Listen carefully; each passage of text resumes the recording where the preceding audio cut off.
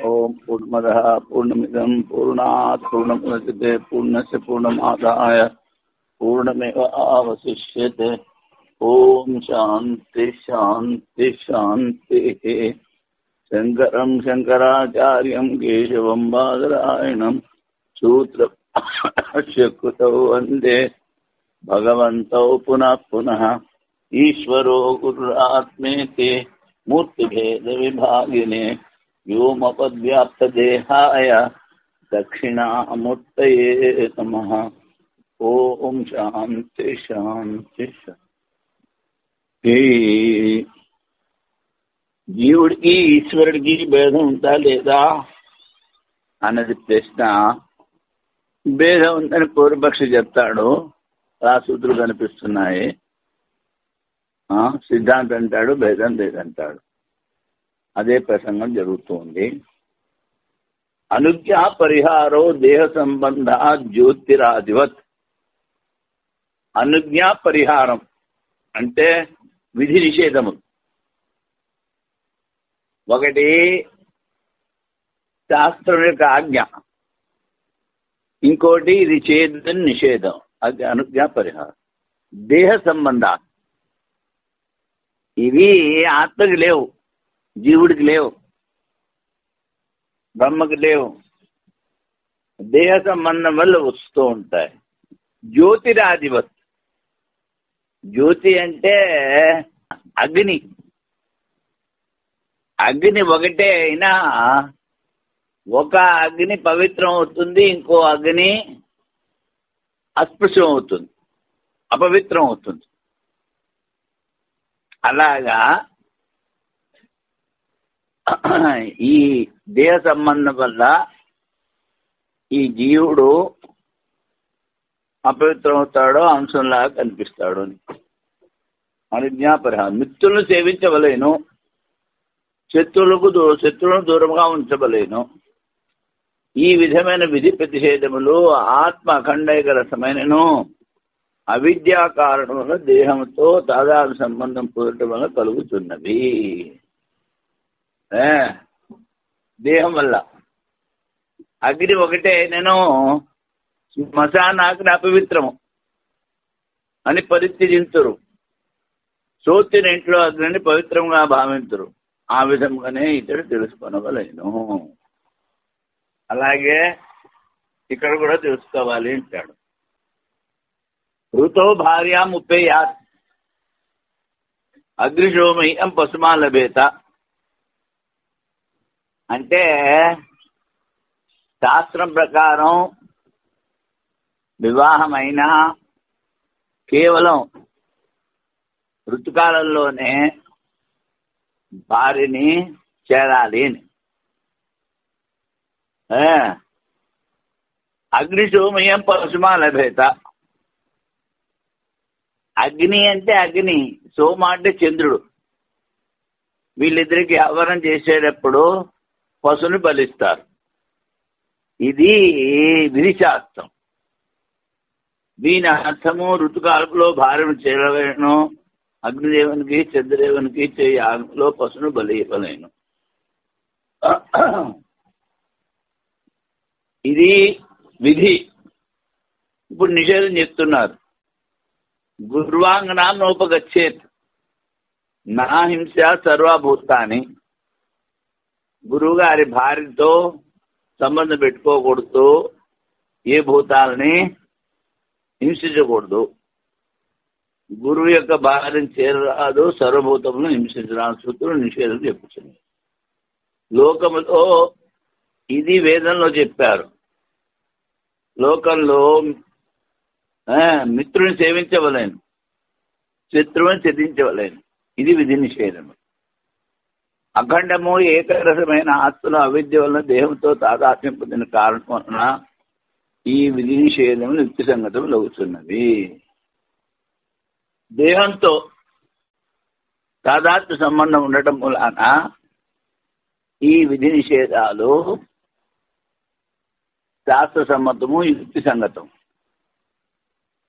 అగ్ని ఒకటే నేను శ్మశానాలకు అపవిత్రుని పరిత్యజించరు. శ్రోత్రుని ఇంట్లో ఉన్న దాన్ని పవిత్రంగా భావించరు.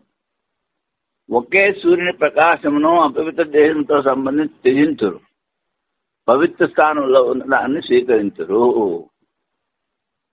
గోవును పవిత్రముగా భావించి దాని పేడను మూత్రమును గ్రహించరు, వేరే జీవ పరమూర్తమును త్యజించరు. ఆ విధమునే తత్వజ్ఞానికి దేహాత్మకత అజ్ఞానికి గల భిన్నత్వం వలన విధి నిషేధమును చెప్పిరి.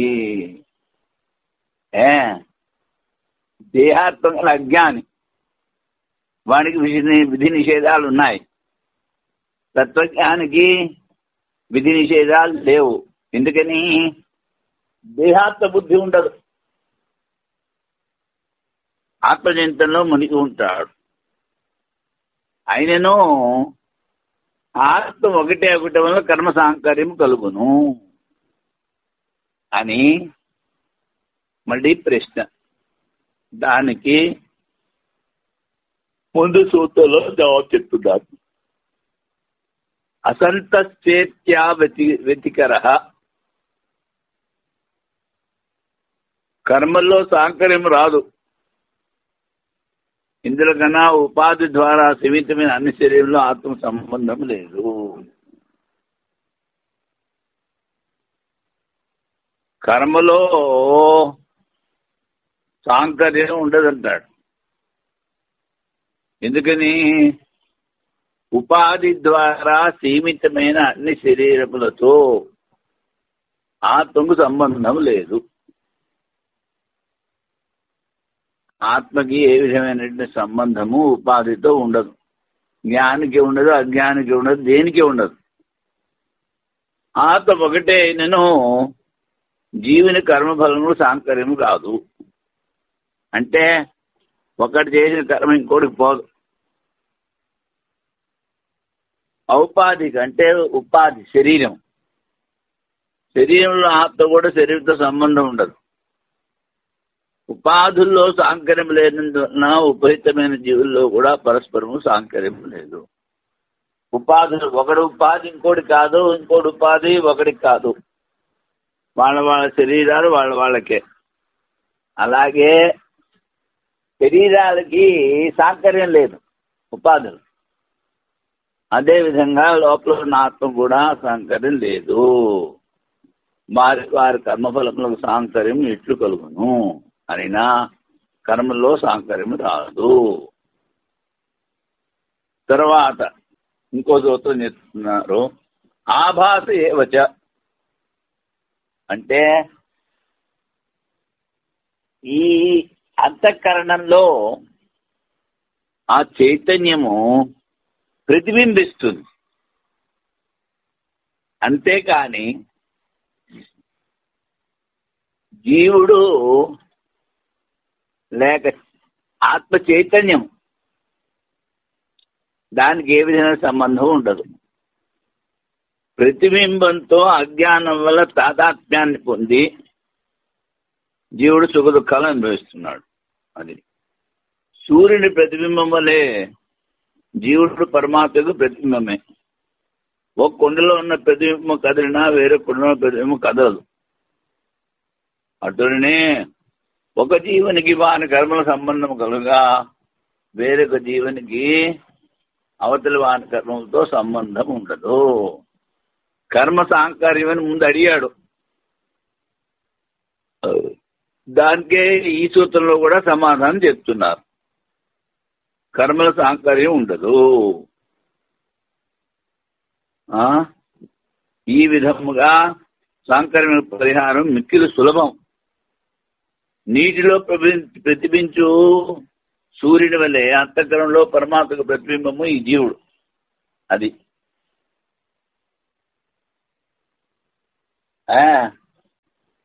చైతన్యమైన అధిష్టానం లింగదేహస్య పునః ఇచ్ఛాయా లింగదేహస్థ తత్సంగో జీవ ఉచ్యతే. అధిష్టాన చైతన్యం, లింగ శరీరము, లింగ శరీరములో ప్రతిబింబించిన చైతన్యం, ఈ మూడు కలిపి జీవుడు అంటారు. అందుకని పరమాత్మ ప్రతిబింబము ఈ జీవుడు. ఒక ప్రతిబింబం కదిలిన వేరొక ప్రతిబింబం కదలదు. ఒక జీవనిలో కర్మలతో పాటు సంబంధం కలిగినా ఇంకొక జీవితో పాటు ఆ కర్మఫలం సంబంధం ఉండదు. జీవుల కర్మఫల సాంఖ్యం తొలగించి అతి సులభము. సాంఖ్యమతంలో అన్ని జీవులు వ్యాపకములు. అదే విధంగా నైయాయికుడు కూడా అనుకుంటా అన్ని దేహములతో పాటు సన్నిధానంలో విశేషం లేదు. అందువల్ల ఒక జీవుని సుఖ దుఃఖంతో ఇతర జీవుల సంబంధం కలుగును. అదే చెప్తున్నాడు న్యాయం. వైశేషిక మతంలో కూడా ఆత్మ మనసు సంయోగం ఉన్నంత వరకు ఆత్మ వ్యాపకం. సంబంధం అన్నప్పుడు మనసుతో ఆ సంపూర్ణ ఆత్మకి సంబంధమైంది. ఆత్మ వ్యాపకం ఉండటం వలన ఇతర ఆత్మలతో పాటు సంయోగం కలిగి ఉన్నట్టు నివారించరాలరు. ఆత్మ ఒకటే. అందుకని వాడు ఏమిటంటాడు, ఆత్మ మన సంయోగం అంటాడు. మన ఆత్మ అసంగము ప్రతిబింబం అని మనం అంటాం. వాడు అలాగా న్యాయ వైశేషికులు ఆత్మ మనసుల సంయోగం వల్ల చైతన్యం ఉట్టిపడిందంటారు. కనుక ఈ సంయోగం వల్ల వాళ్ళు కర్మ సంకరాన్ని నివారించలేదు. ఆత్మ ఇతర మనసు సంయోగం కలిగే ఉండు. ఒక ఆత్మ సుఖ దుఃఖములతో పాటు అన్ని ఆత్మలో సుఖిత దుఃఖిత ప్రసంగం వచ్చింది. వారి మధ్యలో సాంకర్యం తొలగించడం కఠినము. సాంఖ్యుల వైశేషికుల న్యాయ మతంలో ఈ సాంకర్యం తొలగించలేం. అనేక జీవాది పక్షంలో కర్మఫలములు నియామంగా అదృష్టం కాగలదు. అనేక జీవాది అందులో అదృష్టం. ఇది కర్మలు నియమిస్తుంది. జీవుల వ్యాపకమైనను ఏ జీవుని యొక్క అదృష్టం ద్వారా కర్మఫలం ఉత్పన్నమవుతున్నదో దాని భోగము ఆ జీవునికి కలుగును. ఏ జీవుని ద్వారా కర్మఫలం ఉత్పన్నమైందో అదే అదృష్టం ద్వారా వాడికే వస్తుంది, ఇతరులకు కాదు. ఈ ప్రశ్నకు రాబోవు సూత్రంలో దాని భోగము ఆ జీవునికే కలుగు అని పూర్వపక్ష చెప్తున్నట్టున్నాడు. అందుకని దీనికి జవాబు చెప్తున్నాడు. అదృష్ట నియమా, అదృష్టం అని చెప్పావు. ఆ అదృష్టానికి నియమం లేదు, దాన్ని నియమించేవాడు లేడు. సాంఖ్యమతంలో ప్రధాన మందు సమవాయ సంబంధంతో అదృష్టం ఉండటం వలన సాంఖ్యమతంలో కూడా నైయాయికుల్లాగా ఈ సమవాయ సంబంధాన్ని ఒప్పుకుంటారు. అన్ని ఆత్మలకు సాధారణము స్వీకరించడం వలన ఈ సమవాయ సంబంధము అది దాంతో అదృష్టం ఉంది. అది అన్ని ఆత్మలకి సాధారణం. కర్మ సాంకర్య దోషం నివారింపజాలరు. వైశేషికములో ఆత్మన సంయోగములను ఉత్పన్నము అవి అదృష్టం అన్ని ఆత్మలకు సాధారణ కారణం. అలాగే ఇది వీని అదృష్టము ఇది వాని అదృష్టము అని నియమం లేకుండాను ఆత్మ మనస్సు సంయోగం వల్ల అదృష్టం. ఈ ఆత్మ సర్వవ్యాపకం. అందుకని ఈ ఆత్మలకి ఈ ఆత్మ సంయోగం సాధారణ కారణం అవుతుంది. అందుకని అదృష్టము అన్నిటితో పాటు ఉంటుంది. ఇది ఎవరి అదృష్టం అని వేరు చేయలేము. నియమం లేకుండా ఫల సంబంధం కూడా నియమం లేదు. అదృష్టానికి నియమం లేకపోతే ఫల సంబంధానికి కూడా నియమం లేదు అంటాడు. సాంఖ్యమతంలో ప్రధానంలో సంవాద సంబంధం ద్వారా ఉన్న అదృష్టము అన్ని ఆత్మలకు సాధారణం. అన్ని ఆత్మలకి సాధారణం అవ్వడం మూలాన అనగా అదృష్టము అసంగాత్మ ధర్మం కాదు. సంవాహ సంబంధంతో ప్రధానంలో ఉంటుంది. సాంఖ్యులు చెప్పేది ఏమిటి?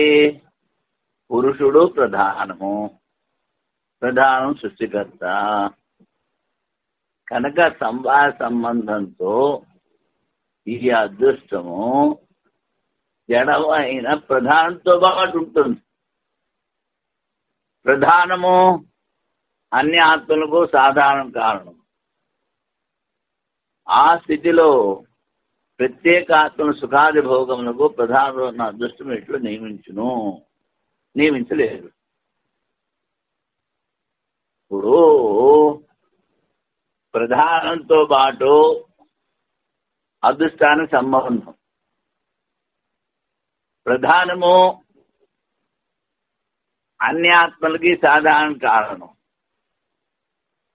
అప్పుడు ఇది వీడి అదృష్టము, ఇది వీడి అదృష్టము. ఎందుకని నియమించలేవు? ప్రధానం అన్నిటికీ సమానం. కనుక సాంఖ్య మతంలో కర్మ సాంకర్యం ఉండనే ఉంది. వైశేషిక మతంలో అదృష్టము సమాన సంబంధం ఆత్మల్లో వేరువేరుగా ఉండను. సంవాద సంబంధం కానీ జీవులు అనేకం ఒప్పుకుంటాడు కనుక వేరువేరుగా ఉంది అంటాడు. సాంఖ్యుల దోషం వీళ్ళు రాదన్నట్లు సరి కాదు. సాంఖ్యులు చెప్పే దోషం వైశేషికులు రాదు అంటే అది సరికాదు. అనేక వ్యాపక ఆత్మలతో మనస్సు యొక్క సంబంధము సాధారణంగా ఉండును. ఆత్మలు అనేక ఉంటాడు వాడు, అన్నీ వ్యాపకం ఉంటాడు మళ్ళీను. అందుకని మనస్సు సంబంధం అన్నిటికీ ఉంటుంది. ఆ సాధారణ ఆత్మల సంయోగం ద్వారా అదృష్టం ఉత్పన్నమవును. అదృష్టం ఈ ఆత్మ నిశ్చయించి నియామకం లేకుండా వలన వారి పక్షంలో కూడా దోషం అదృష్టమే ఉండను. కనుక సాంఖ్య మతంలో వైశేషిక మతంలో కూడా కర్మ సాంకర్య దోషము ఉండనే ఉండను. అదృష్ట అనియమా, అదృష్టాన్ని నియమించలేరు. ఎందుకని? అక్కడ ప్రధానం అన్నిటికీ సాధారణం అన్నాడు, ఇక్కడ ఆత్మ సంయోగం సాధారణం అంటాడు. కనుక ఏ అదృష్టం ఎవరిది అనేది ఏమి చెప్పలేము అంటాడు. అది లోకంలో ప్రతివాడును నేను ఫలం పొందేదను, దీనికి ఇట్లా ప్రయత్నించేదను, దీన్ని పరీక్షించేదను, ఇది వదిలేస్తాను. తనను కర్తగాను కర్మఫల భోక్తగాను చెప్తూ వ్యవహరించున్నాడు. స్వయంగా నేను కర్తని కర్మఫలాన్ని అనుభవిస్తానని చెప్తూ తిరుగుతాడు. ఈ వ్యవహారం ఆశించవలసిన జీవులకు కర్మఫల అదృష్టముల సంబంధము స్వామి బుద్ధి రూపమైనదని తెలియచున్నది. కర్మఫల సంబంధం స్వామి భృత్యుడు అంటే సేవకు ఈ సంబంధంలా కనిపిస్తుంది. వైశేషిక మతంలో అర్చును నియమించిన సరికాదు.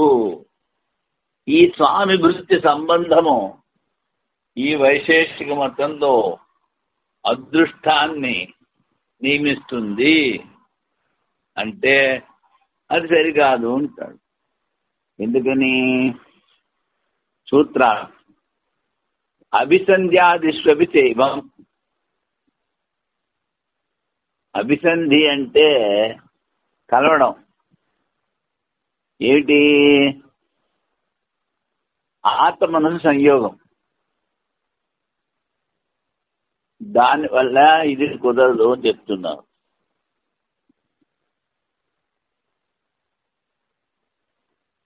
సూత్ర సాధారణమైన ఆత్మ మనసు సంయోగం కలుగు సంకల్పము మొదలగునవి కూడా అదృష్టమునకు కారణము. కనుక చెప్పిన దోషం అటులనే ఉండను. ఆత్మ సంయోగం సాధారణ ఆత్మల సంయోగం ద్వారా ఉత్పన్నం అదృష్టము అన్ని ఆత్మల సన్నిహితమవుతున్న ఫలోద్దేశమైన అదృష్టంలో నియామకం లేదు. అన్ని ఆత్మలు సన్నిహితం, అన్ని ఒకటే చోట ఉన్నాయంటాడు. తర్వాత అన్ని వ్యాపకం అంటాడు. కనుక ఈ ఆత్మ మనసు సంయోగం, మనస్సు ఒక ఆత్మతో కలిసిందంటే అన్ని ఆత్మలతో కలిసినట్టే. కనుక చెప్పి దోషం పోదు అంటాడు. ప్రాదేశాదిత్యే నాంతర్భావా, ప్రాదేశం అంటే జీవిత భాగం అంటే అది కూడా సరికాదు అంటాడు. ఎందుకని? విభువైన సాధారణమైన ఆత్మ మనసుల సంయోగము తమ తమ దేహములో ఆత్మ ప్రదేశములో ఉన్న మనసుతో కలుగు సంయోగము కూడా విడివిడిగా ఉండును. విభువు అంటే ఈ నైయాయికుడి మతంలో విభువు అంటే వేరు. సర్వమూర్త సంయోగిత్వం విభుత్వం అంటాడు.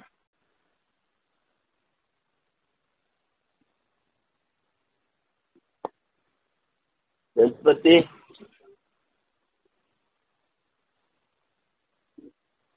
సర్వమూర్త సంయోగిత్వం విభుత్వము అంటాడు. అంటే రూపంలో ఉన్నటువంటి మాటతో సంయోగము విభువు అంటాడు. వాడి అర్థం. మనం ఏంటంటాము? ఆకాశము ఆత్మ అన్ని చోట్ల ఉంది, అది విభువు అని మనం అంటాం. వాడు అలా ఒప్పుకోడు. అందుకని విభువైన సాధారణమైన ఆత్మనుసుల సంయోగము తమ దేహంలో ఆత్మప్రదేశముతో మనస్సుతో కలుగు సంయోగం కూడా విడివిడిగా ఉండును. ఎందుకంటే మూర్త సంయోగిత్వం, మూర్త రూపంలో దాంతో సంయోగమే విభువు అంటాడు. కనుక ఈ ఆత్మ మనస్సు సంయోగము మనస్సు రూపం ఉన్నది అంటాడు. అందుకని దాంతో ఈ అదృష్టం ఇలాంటి వాటి సంయోగము తమ తమ దేహములతో ఆత్మదేహం మనసుతో కలుగును సంయోగం. కనుక విడిగా ఉండను. దాని ద్వారా ఫలోద్దేశము అదృష్టము సుఖదుఖాల వ్యవస్థ జరుగును. అంటే సిద్ధాంతం అంటాడు సరికాదు. ఆత్మలో సర్వవ్యాపకత్వం సాధారణ ఉండటం వలన అన్ని శరీరములో దానిలో అంతర్భావములు. ఆత్మ వ్యాపకం అంటే అన్ని శరీరాలు ఆత్మలోనే ఉన్నాయి. ఆ శరీరంలో మనస్సు ఉంది. మనసుతో సంయోగం అయినప్పుడు మొత్తం అంతా సంయోగం అవుతుంది. నీ ఆత్మది ఈ శరీరమే అని నియమించలేము. ఎందుకని? వాడు చెప్పినంతా ఆత్మ వ్యాపకం. ఈ వ్యాపకత్వ ధర్మం ఉండడం మూలాన నువ్వు చెప్పింది సరికాదు అంటాడు.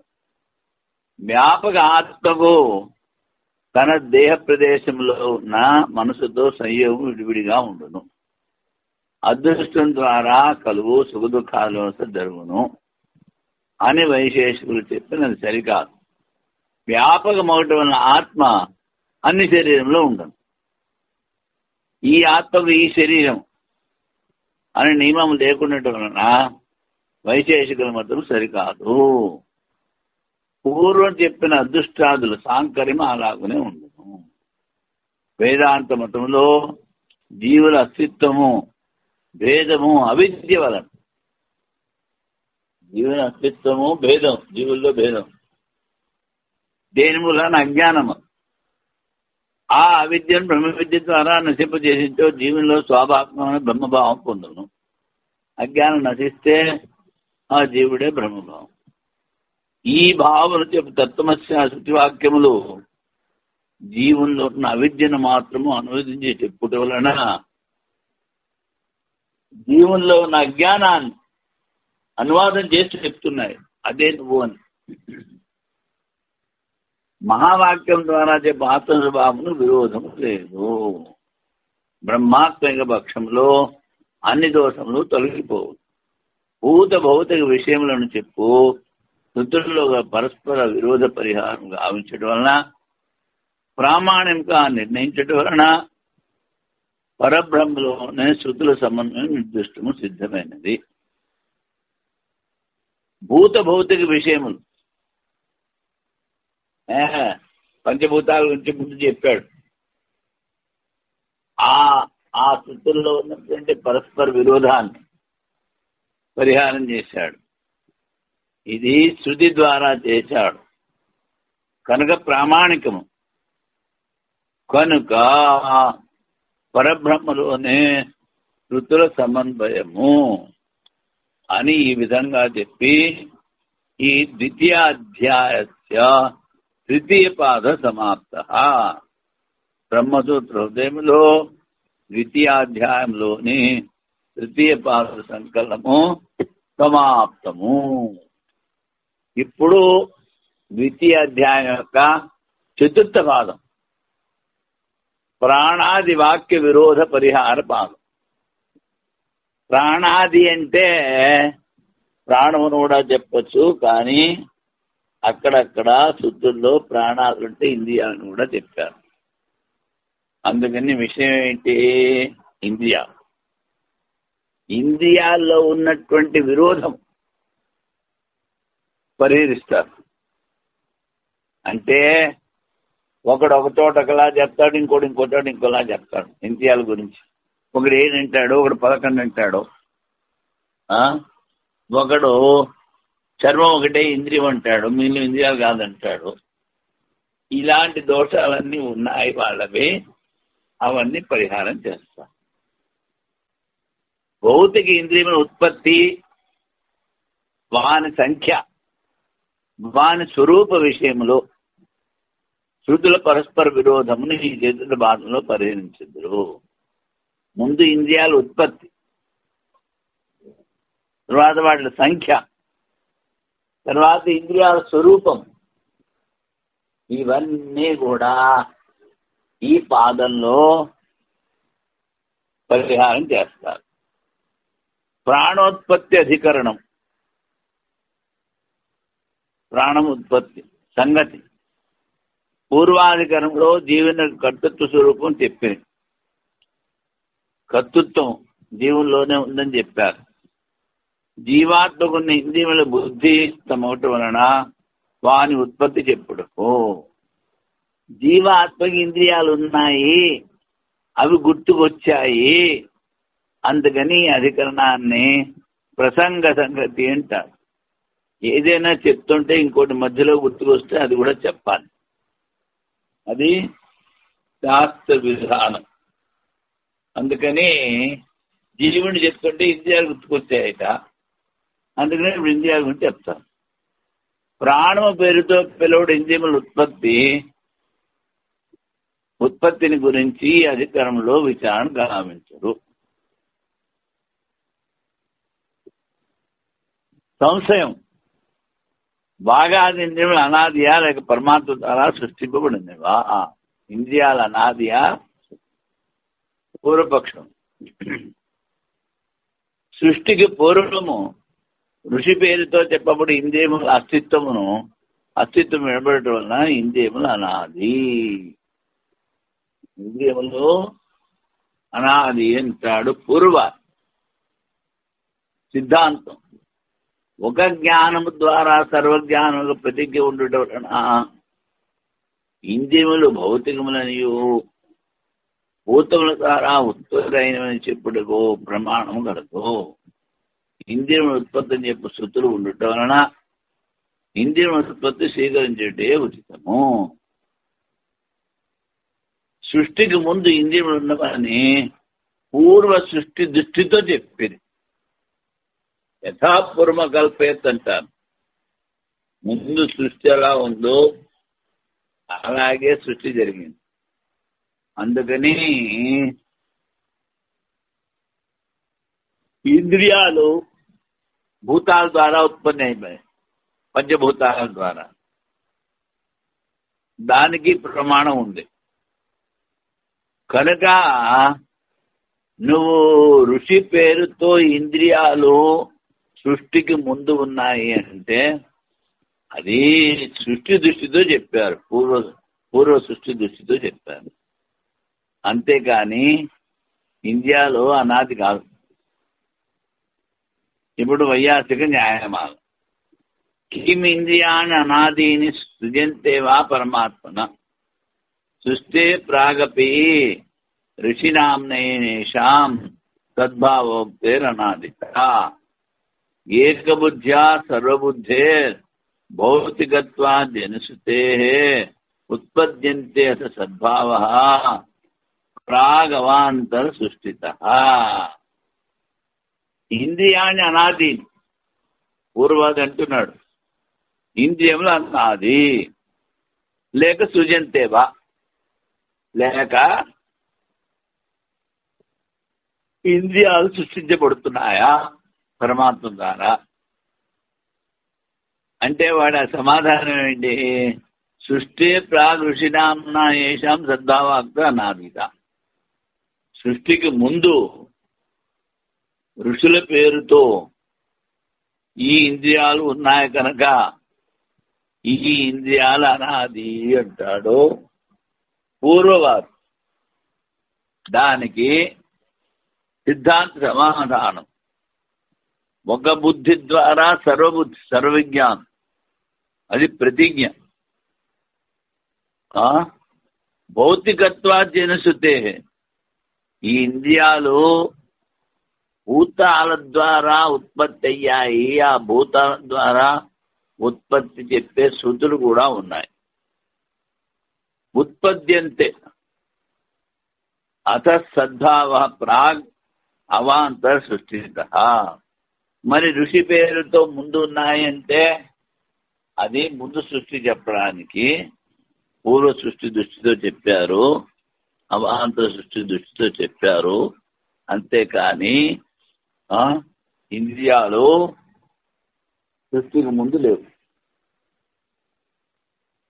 ఇంద్రియములు అనాదియా లేక పరమాత్మ నుండి ఉత్పన్నమైన. ఇప్పుడు ఈ వైయాసిక న్యాయంకు అనువాదం చెప్తున్నారు.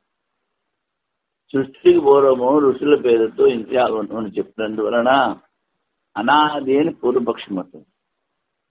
కానీ సిద్ధాంతి చెప్పినది ఇంద్రియములు ఉత్పన్నములవు. ఇందులో కనుక ఒక విజ్ఞానం ద్వారా సర్వవిజ్ఞానములను శృతులు చెప్పుతున్నది. ఒకటి, ఇంద్రియములు భూతముల నుండి ఉత్పన్నమైన శృతులు చెప్పేది కనుక సృష్టికి పూర్వము ఇంద్రియములు ఉండమని చెప్పినది అవాంతర సృష్టి అభిప్రాయంతో చెప్పేది. ఇంకో సృష్టి చెప్పడానికి చెప్తారంతే. ఇప్పుడు ఈ అధికరణానికి ప్రాణోత్పత్తి అధికరణము, దీనికి భారతీయ దేశం వారి వ్యాఖ్య. ఋషయో వావతే గ్రే అసదాసి ఏతే ఋషయేతి ప్రాణావావ ఋషయః అని శృతి వాక్యం. సృష్టికి పూర్వం ఋషులు గలరు. ఎవరు వారు?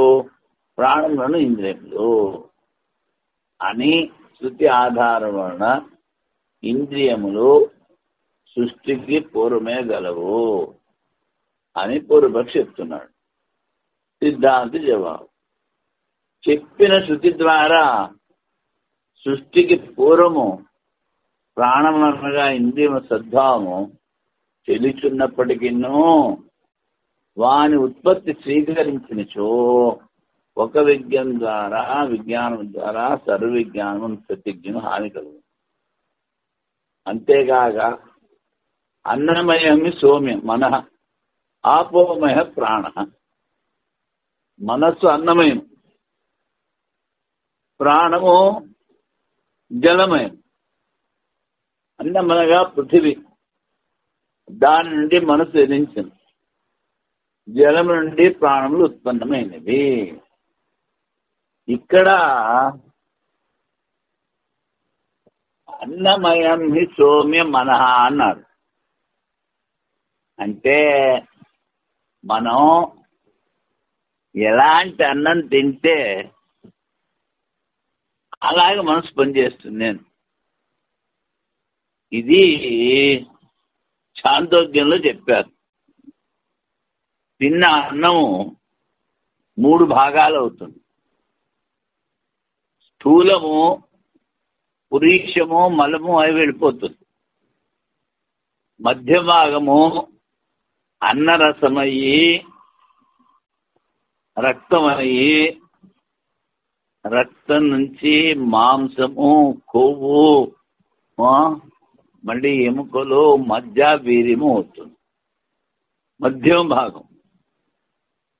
ఊర్ధ్వ భాగము ఏ విధంగా అయితే పెరుగు చిరుగుతే బన్న పైకి వస్తుందో అలాగా అన్నంలో ఉన్నటువంటి సూక్ష్మ భాగం అది మనసుని పుష్టి చేస్తుంది. అందుకని మనము అశుద్ధమైన అన్నం తిన్నా, తర్వాత అశుద్ధగా సంపాదించిన డబ్బుతో అన్నం తిన్నా వాడి మనస్సు మంచి ఆలోచన చేయలేదు. అందుకని శృతిలో అన్నమయమి సౌమ్య అంటే ఇంటికి చెప్పొచ్చేది ఏమిటి? ఈ మనస్సు భూతాల ద్వారా ఉత్పత్తి అవుతోంది, పెరుగుతోంది, తరుగుతోంది కదా. అంతేగాని సృష్టికి ముందు లేదు. అన్నమనగా పృథివీ, దాని నుండి మనస్సు జనించింది. జలం నుండి ప్రాణం ఉత్పన్నమైనవి. ఇంద్రియములు భూతకార్యములు తెలియచున్నది. ఇంద్రియాలు పంచభూతముల కార్యము. ఏ తస్మాత్ జాయతే ప్రాణో మన సర్వేంద్రియాణిచ. ఈ పరమాత్మ నుండి మనస్సు అన్ని ఇంద్రియములు ఉత్పన్నమైనవి. ఉత్పత్తిని స్పష్టంగా చెప్పుచున్నవి. ఏ తస్మాత్ జాయతే ప్రాణో మన సర్వేంద్రియాణి. ఈ ఆత్మ నుంచి ప్రాణము, మనస్సు, ఇంద్రియాలు ఉత్పత్తి అయ్యాయి. సృష్టికి పూర్వము ఇంద్రియులు ఉన్నవని చెప్పి శాస్త్రము అవాంతర సృష్టి చెప్పింది. అవాంతర సృష్టిని అనుసరించి చెప్పింది.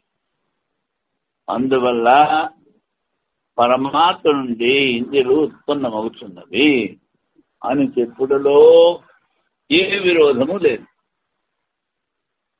సూక్ష్మ శరీర విషయములైన శృతుల్లో గల విరోధములు పరిహరించదు. సూక్ష్మ శరీరం, స్థూల శరీరము పంచభౌతికము, స్థూలభూతాలతో ఏర్పడింది. సూక్ష్మ శరీరంలో పంచ జ్ఞానేంద్రియాలు, పంచ కర్మేంద్రియాలు, పంచ ప్రాణాలు, మనోబుద్ధి చిత్తాహంకారాలు ఉన్నాయి. ఇవి సూక్ష్మభూతాలతో ఏర్పడ్డాయి, కంటి కనిపించవు. కనుక ఆ సూక్ష్మ శరీరంలో ఉన్నటువంటి శృతుల విరోధం ఇక్కడ నివారిస్తాను. ఆకాశాది భూతముల యొక్క మరియు భోక్త విషయమైన పరస్పర శృతుల విరోధమును 3వ భాగంలో పరిహరించి భూతాల ఉత్పత్తి, బయట ఉన్న భూతాల ఉత్పత్తి, వాటిలో వచ్చిన విరోధం 3వ భాగంలో చెప్పారు. ఇది 4వ భాగం. తథా ప్రాణాః శృతి సూత్రం ప్రాణములు అన్నాడు. సూత్రంలో ఇంతే. ఇప్పుడు ఈ సూత్రార్థం చెప్తున్నా. ఒక విజ్ఞానం ద్వారా సర్వవిజ్ఞానం, ఏక విజ్ఞానైన సర్వవిజ్ఞానం. ప్రతిజ్ఞ శృతుల్లో ఉండటం వలన ఇంద్రియములు భూతముల ద్వారా ఉత్పన్నమవటం వలన ఒక విజ్ఞానం ద్వారా సర్వవిజ్ఞానము, ఇంద్రియాలు భూతాల ద్వారా ఉత్పత్తి అయ్యాయి. వాని ఉత్పత్తిని చెప్పు శృతులు ఉండటం వలన ఇంద్రియములు ఉత్పన్నమవుతున్నవి. ఇంద్రియాలు ఉత్పత్తి చెప్పే శృతులు ఉన్నాయి. అందుకని ఇంద్రియాలు ఉత్పన్నమవుతాయి. సృష్టికి ముందు ఇంద్రియాలు ఉన్నని ఆ వాంత దృష్టి అభిప్రాయంతో చెప్పింది. ఇంకో సృష్టికి ముందు కూడా అలాగే ఉన్నాయి, యథాపూర్వం కల్పేరు అని చెప్పారు. ఇప్పుడు ఈ సూత్రానికి వివరణ. ఏతస్మాత్ జాయతే ప్రాణో మనః, ఆ పరమాత్మ నుండి ప్రాణము మనస్సు అన్ని ఇంద్రియాలు ఉత్పన్నమవుతున్నది. ఇంద్రియాల ఉత్పత్తి చెప్పారు. తస్మాద్వా ఏ తస్మాత్ ఆత్మన ఆకాశం పోతాం, ఆత్మ నుండి ఆకాశం ఉత్పన్నం. ఈ స్థితిలో ఇంద్రియాల ఉత్పత్తి చెప్పలేదు.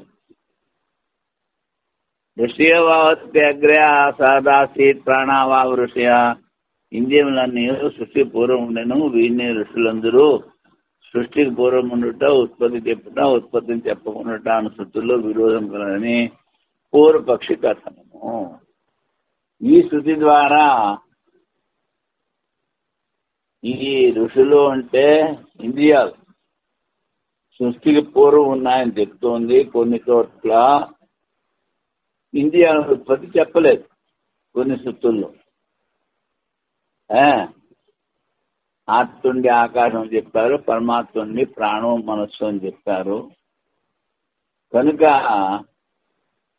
విరోధం ఉంది అంటారు. అప్పుడు సిద్ధాంత సమాధానం, ఏ విధముగా పూర్వపాదంలో ఆకాశాదులు పరబ్రహ్మ కార్యములని చెప్పిరో అలాగుననే ప్రాణాదులు కూడా పరబ్రహ్మ కార్యంలే. ఉన్నది ఒకటే వస్తువు కనుక మిగిలినవన్నీ కల్పితము సృష్టించబడ్డాయి. అన్ని ప్రదేశంలో ప్రాణాదుల ఉత్పత్తి చెప్పకపోయినను కొన్ని ప్రదేశంలో చెప్పారు.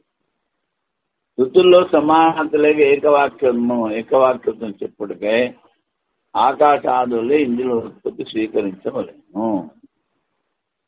ఒక చోట చెప్తారు, ఒక చోట చెప్పలేదు అంటే శృతుల్లో సమానత, ఏకవాక్యత చెప్పడానికని ఈ భూతాల సృష్టిని మనం స్వీకరించాలి.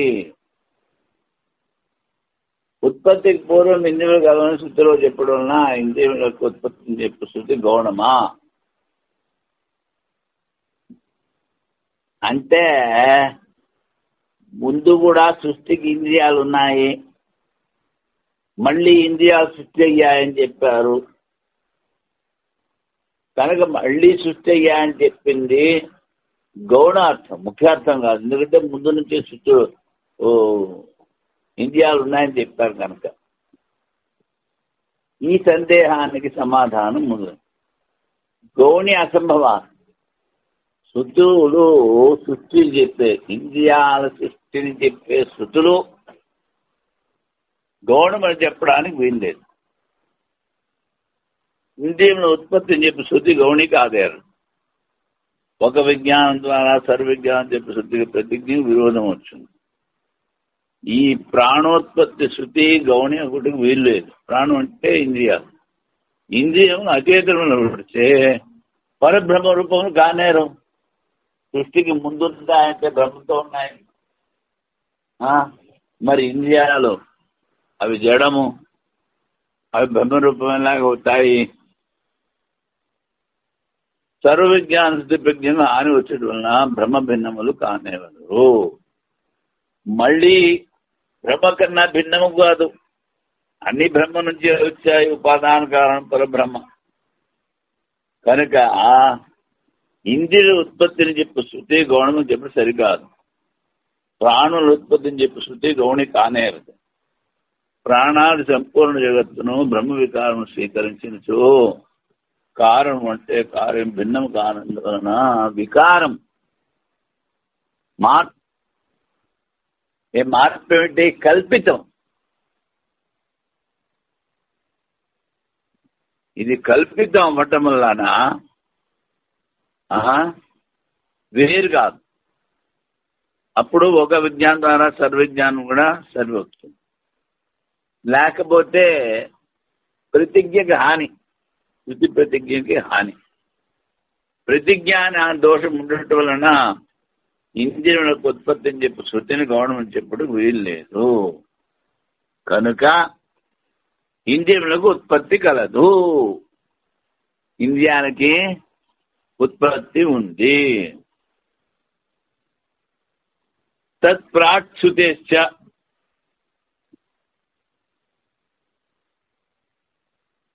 ఈ శృతికి ముందు అని అర్థం ఈ సూత్రానికి. అంటే ఏమిటి? సూత్రాన్ని చెప్తున్నాను. జాయతే అని జన్మవాచి పదములకు ఆకాశాదుల్లో ముఖ్య అర్థం అనినా, శృతి పాఠములను అనుసరించి ముందు చెప్పిన ప్రాణాదుల్లో జాయతే అని వినబడటం వలన ఇంద్రియముల యొక్క ఉత్పత్తి ముఖ్యమని చెప్పవలేను. జాయతే అన్న శబ్దం ఉంది శృతిలో ఒకటి. ముందు చెప్పిన ప్రాణాదుల్లో జాయతే, ముందు ఒక చోట ప్రాణాదులు ఉత్పత్తి చెప్పారు, అందులో ఈ జాయతే అన్న పదం వినిపిస్తోంది. అందుకని ఇంద్రియాల ఉత్పత్తిని స్వీకరించాలి అంటాడు. ఆకాశాదుల వలె ప్రాణాదుల ఉత్పత్తి శృతిలో చెప్పుట వలన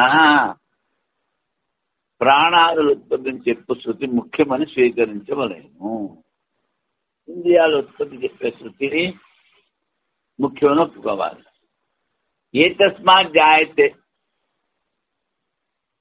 మన ప్రాణేంద్రియాన్ని అని, మనము ప్రాణము ఇంద్రియాలు అన్ని ఉత్పన్నం అవుతున్నాయని ముండకృతులు చెప్పారు. జాయతే ఇది జన్మవాచకం, ఒకటే పదం ఉంది. ఈ శబ్దం ఆకాశాలు ముఖ్య జన్మను చెప్పి అదే శృతి వాక్యంలో వారి ముందు చెప్పిన ప్రాణాల జన్మ గౌరవమైతే చెప్పగలదు. ఏ తస్మాత్ జాయతే ప్రాణం మన సర్వేంద్రియాణి అని చెప్పి మళ్ళీ భూతాలు చెప్పాయి. జాయతే అనేది ఒకటే పదం ఉంది. ఈ పదాన్ని ఒకటే శృతి వాక్యంలో సహ ముఖ్యమని సహ గౌణమని చెప్పలేము. ఆత్మన ఆకాశ సంభూత అన్నారు, అంటే ఆత్మ నుంచి ఆకాశం ఉత్పత్తి అయింది. ఈ సంభూత అన్న పదము అన్ని భూతాలకి చేరుతుంది. అంతేకాని కొన్ని భూతాలు ఉత్పత్తి అయ్యాయి, కొన్ని భూతాలు ఉత్పత్తి కాలేదని చెప్పడానికి వీల్లేదు. అదే విధంగా ఇక్కడ కూడా జాయతే, ఈ భూతాలకి ముందు ఇంద్రియాలు చెప్పినంత మాత్రాన కొన్నిటికి గౌణము కొన్నిటికి ముఖ్యము ఈ జాయతే శబ్దం అని చెప్పడానికి వీల్లేదు. ఆకాశాదుల్లో కొన్నిటిని జన్మ ముఖ్యమని చెప్పారు, ప్రాణాల జన్మ అముఖ్యమని నిశ్చయం సరికాదు. ఒక్కసారి ఉచ్చరించే శబ్దము సమానార్థ బోధనం ఉంది. ఈ నియమం వలన శృతిలో నానా విధత్వ ప్రసంగం వచ్చుట వలన ప్రాణాలు ముఖ్యమని చెప్పవలను. శృతిలో నానా విధత్వ ప్రసంగం, ఒక తోట ఒకలా చెప్తుంది, ఇంకో చోట చెప్తుంది, దోషం వస్తుంది. కనుక ఏ విధంగా అయితే పంచభూతాలు ఉత్పత్తి అయ్యాయో అదే విధంగా ఇంద్రియాలు కూడా ఉత్పత్తి అయ్యాయని ఒప్పుకోవాలి అంటాడు. అది తేజో సృజిత, బ్రహ్మ మాత్రం సృజించాను.